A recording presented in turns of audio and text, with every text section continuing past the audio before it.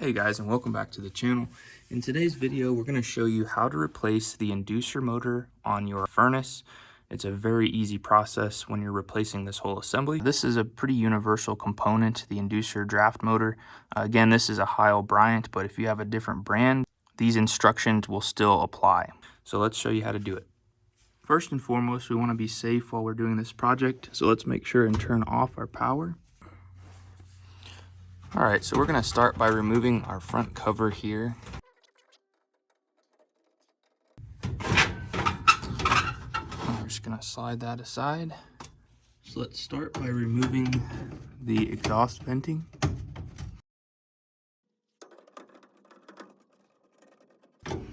Next, we have 1/4 inch screw here. This one actually doesn't have to be removed, just loosen it. We've got one here. We need to fully remove that one.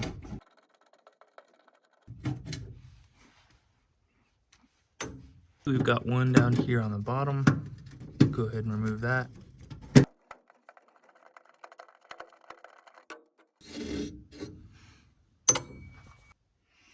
And then we have one right here. And as you can see, everything is coming loose now.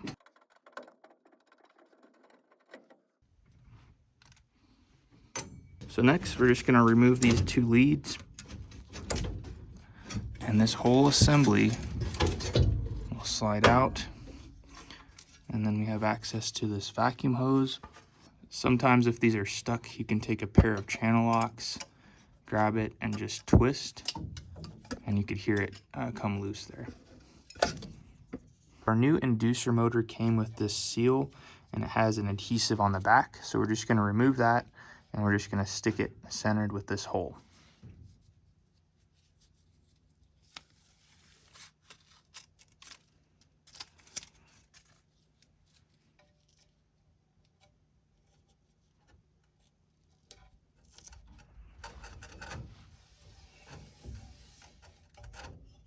Just like that.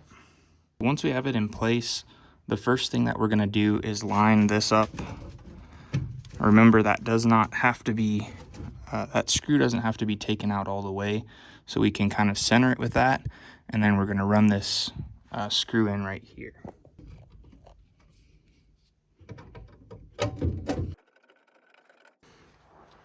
Now we'll do our next one, which is right here.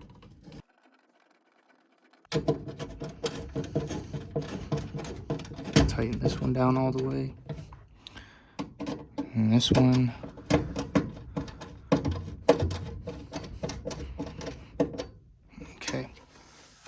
So we just have this bottom screw left, and then our inducer is completely mounted. Lines up really nice on these, so there's not too much work with it. Always make it a habit to spin this just to make sure there's nothing binding after it's mounted. And then we're going to simply connect our two leads back. And our vacuum line attaches in the same spot right here. Lastly, we're going to reattach our exhaust venting. So let's make sure this is centered and in place. Alright, we just want to make sure that this is fully seated, and then we'll run those two screws back in.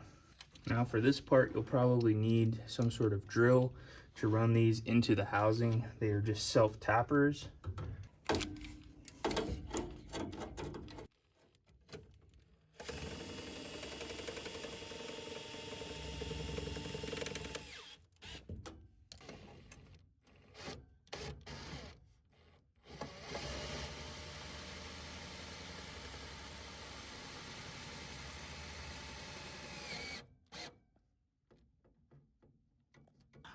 Alright, so now that our exhaust venting is done and fastened, we're just going to turn our power back on and test out the system.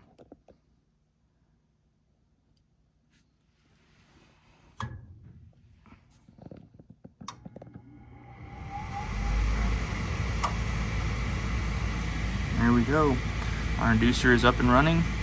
Everything sounds good.